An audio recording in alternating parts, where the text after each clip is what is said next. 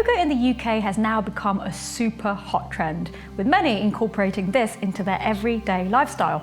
Stereotypes of those yogis sitting in the Himalayan mountains are thankfully out of the window, as now it's accessible to each and every single one of us. But then there are so many different types of yoga, aren't there? There's yoga for the mind, emotional well-being, and also yoga for fitness. Then there are all these yoga combination workouts, and of course the world famous Bikram Yoga, otherwise known as hot yoga, where you literally stretch out everything in a room set at the temperature of a sauna. Quite frankly, the choice is quite vast now. But what I really want to know is, how did this craze begin in the UK? Who helped to truly plant that seed and grow it to what it is today?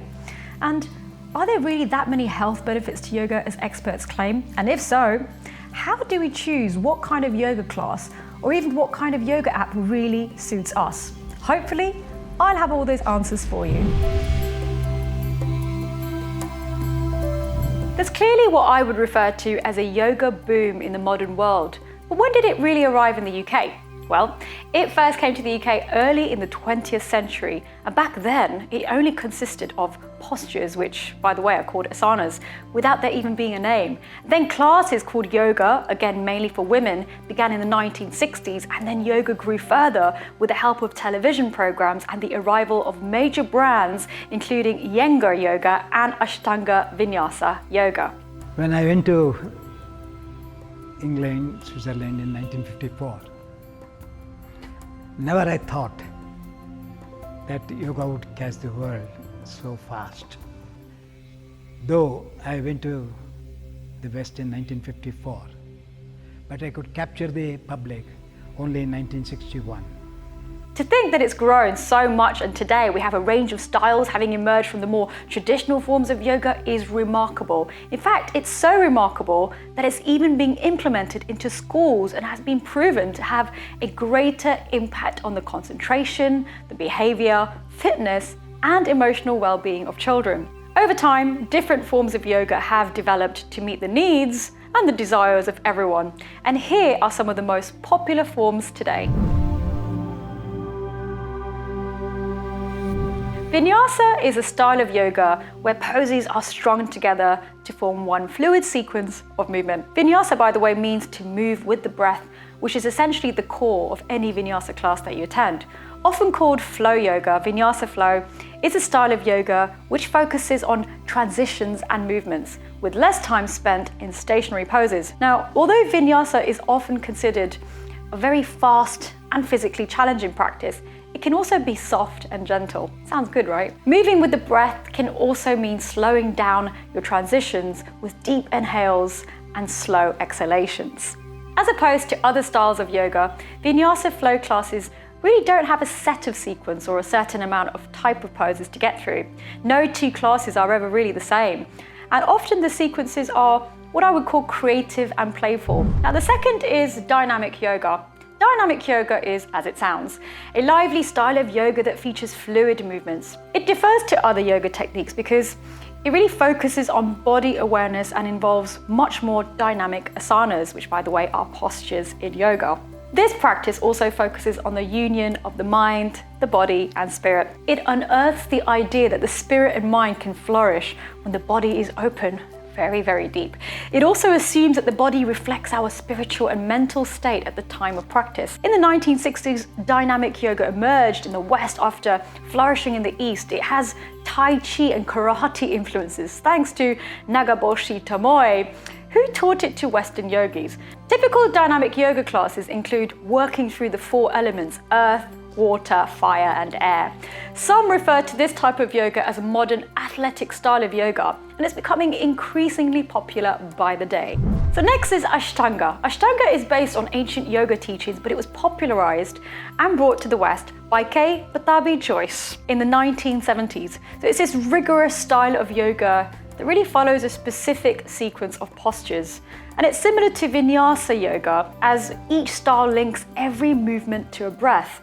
Now, the difference to Vinyasa is that Ashtanga always performs the exact same poses in the exact same order, whereas we saw that in Vinyasa flow, there's a lot more flexibility and creativity in the order.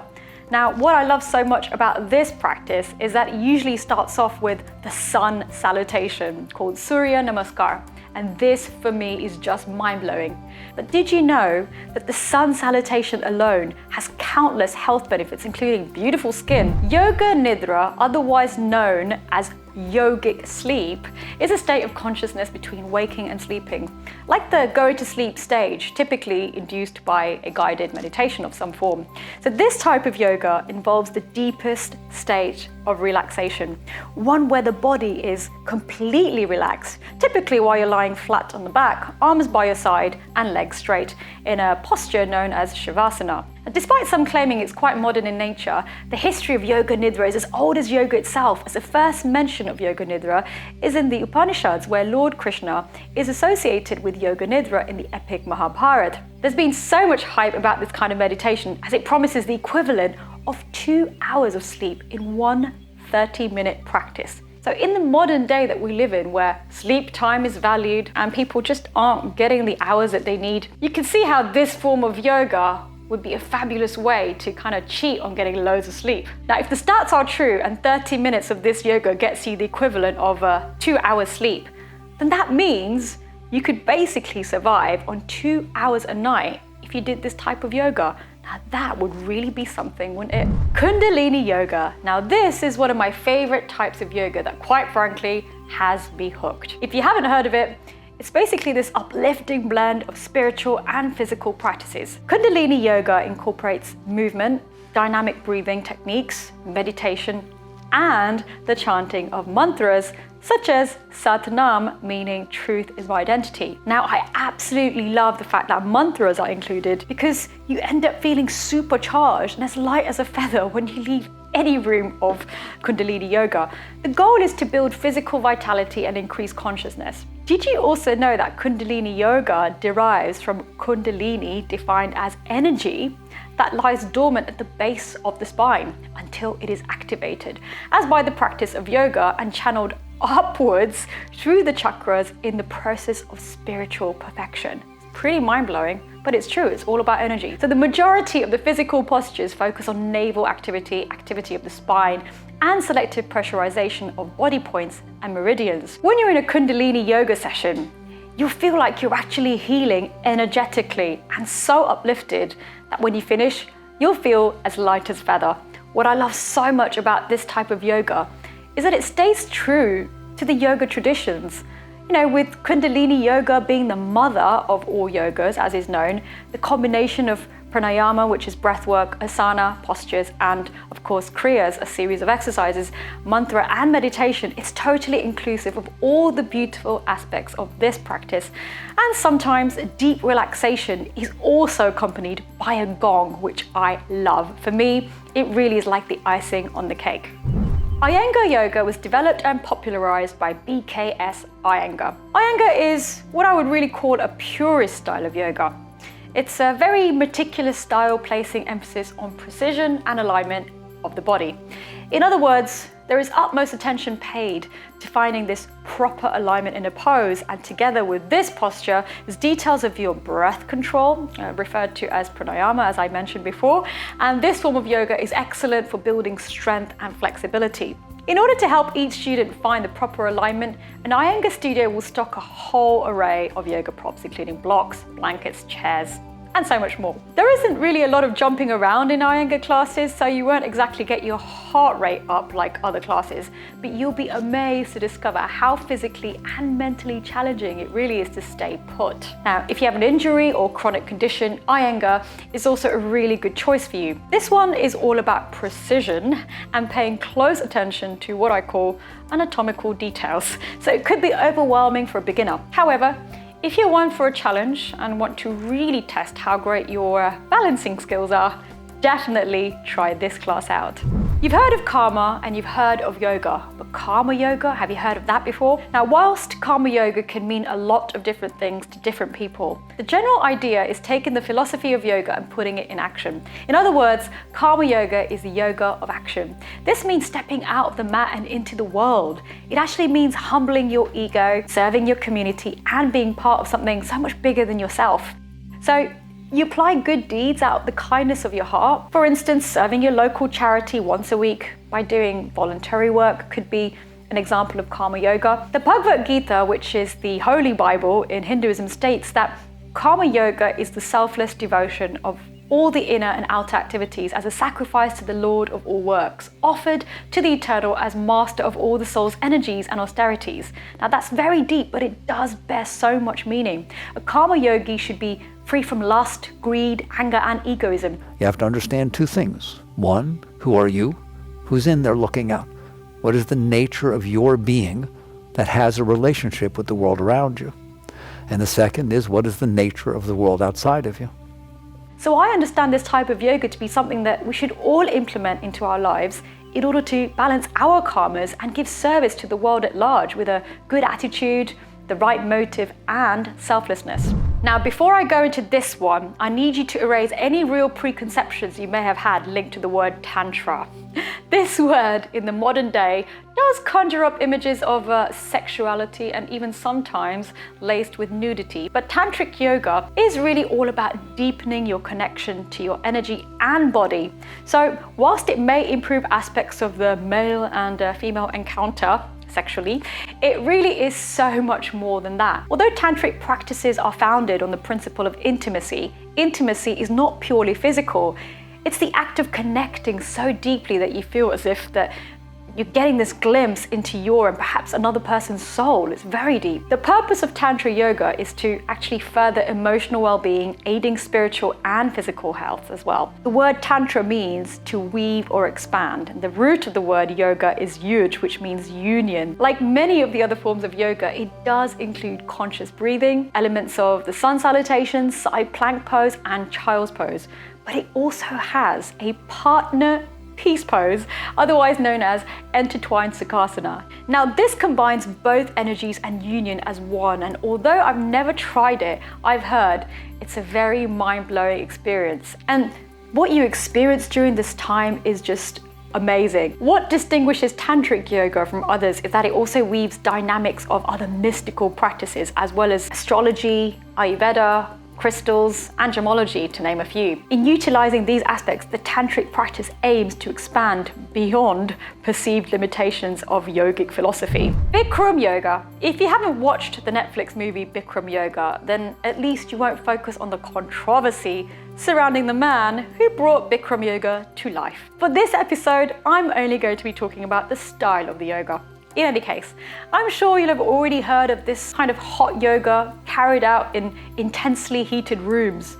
Now, back in the 1970s, Bikram Chaudhary, a 4-time yoga champion of India, created a series of poses for amateur yogis. Since Bikram developed his practice, hundreds of Bikram yoga centers have cropped up all around the world, from Serbia to San Francisco. Now, regardless of location, each sweaty 90-minute class features the same series of postures, such as the half moon and the standing bow. According to the Bikram official website, the heat that you feel in the room helps to sweat out toxins, stretch the muscles, and improve circulation throughout the body. The key for these kind of classes is to hydrate. You have to start hydrating apparently from 24 hours before a session, or you might just end up passing out in all those heated saunas. After all, the rooms are supposed to be heated to 41 degrees Celsius and a humidity of 40%, aiming to replicate the climate of India. You also have to make sure that you haven't eaten for up to 2 hours before the session to prevent any feelings of nausea. Also, you need to make sure you're wearing as little as possible, but of course, comfortable clothing is a key.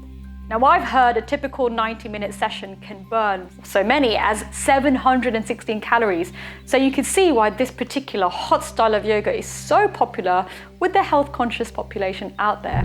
Laughter yoga. Now, this one has got to be one of the latest crazes of yoga, and it's quite self-explanatory. It's a modern exercise involved in prolonging voluntary laughter. So this type of yoga is based on the belief that voluntary laughter provides similar physiological and psychological benefits as spontaneous laughter.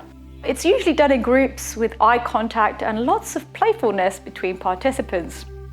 Intentional laughter often turns into real and contagious laughter. Laughter yoga relieves stress, boosts immunity, fights depression, and eventually makes people into more positive human beings as well as positive thinkers. Apparently that belly laughter has an anesthetic effect and also leads to pain-free sleep of any kind.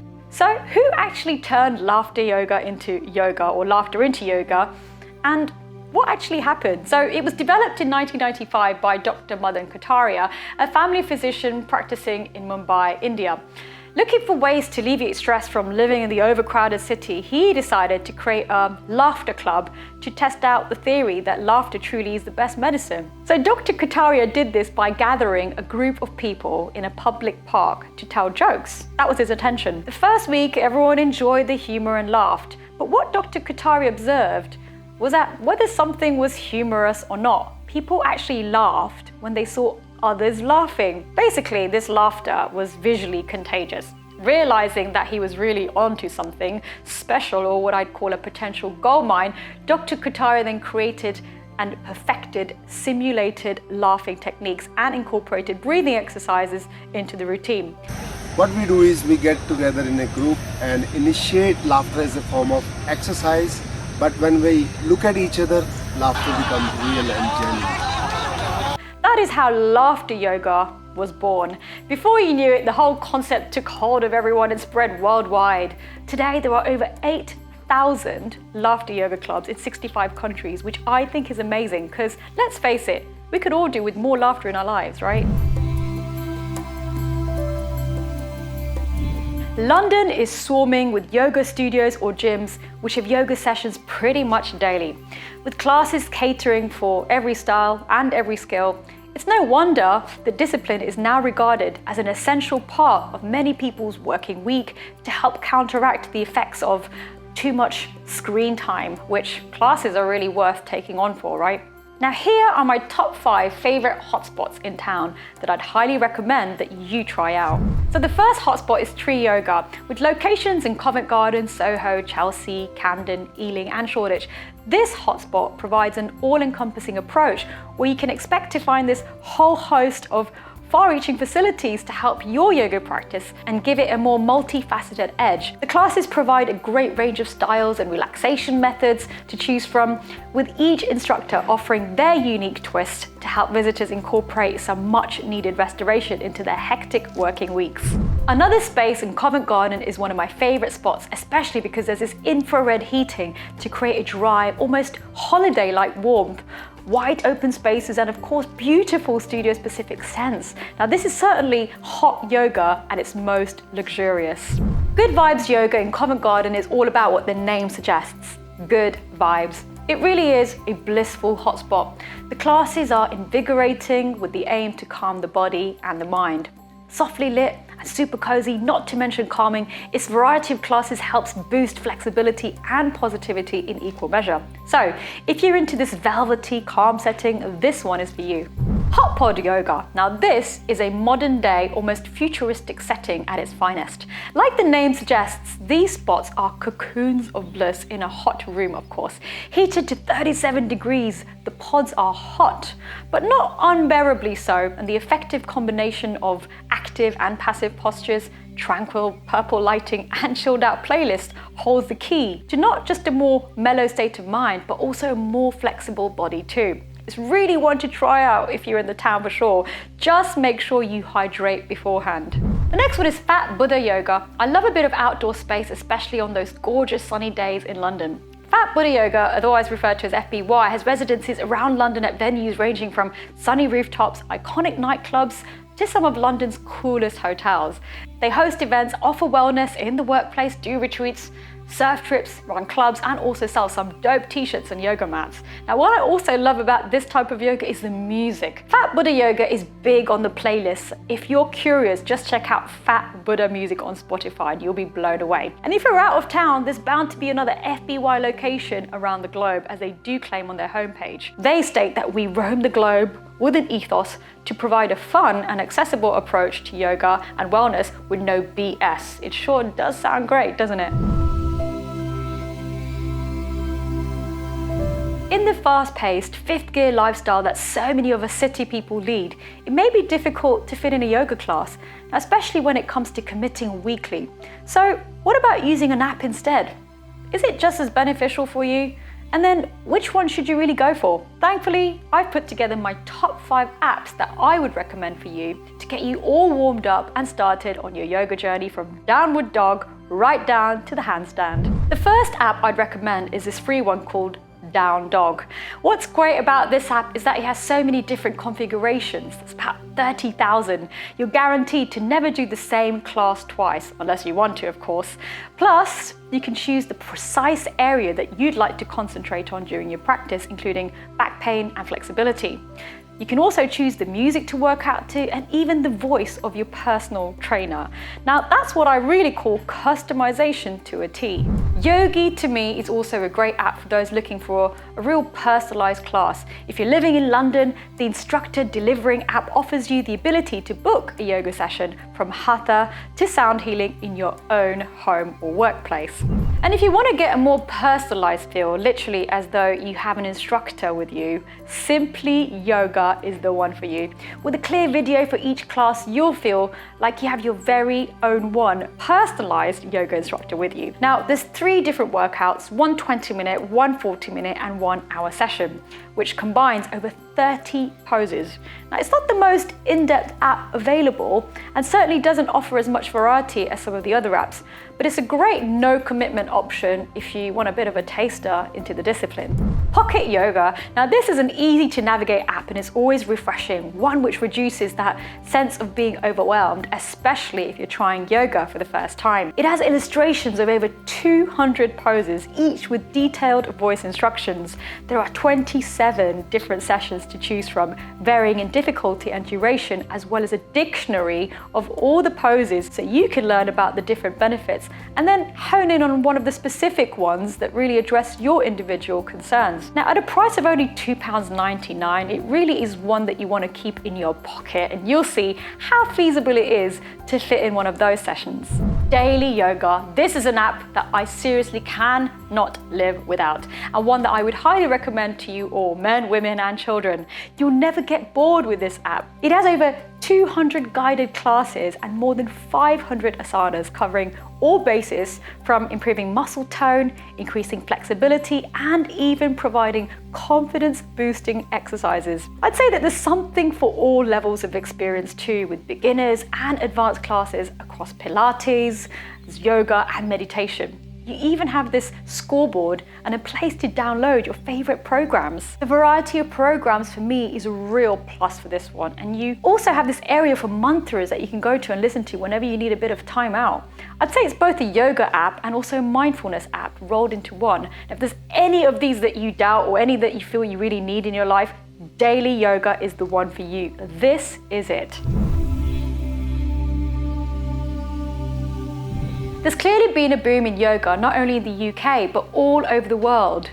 But with so many different kinds of yoga, not to mention there being 1 million yoga teachers in London alone, is the boom in yoga set to continue, or has it peaked? In the US, it's growing by 25% every single year, and I think that provided teachers offer high-quality sessions and the right environment, it will continue to grow equally in the UK.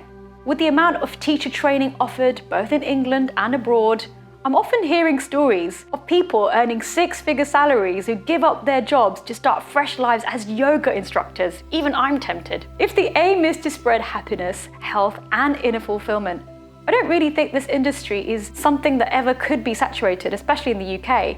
I think the journey of yoga has been amazing, and what makes it so great is that now it's accessible to everyone, whatever the age or background. Through what I've researched, it's evident that more and more people are realizing the importance of the mind, body, and soul balance. And with the consistent and constant clutter in our modern lifestyles, all forms of yoga can offer us peace and a closer connection to our very being. Deep stuff, I know, but hopefully something that gives you food for thought. On that note, I'm off to do my daily yoga practice.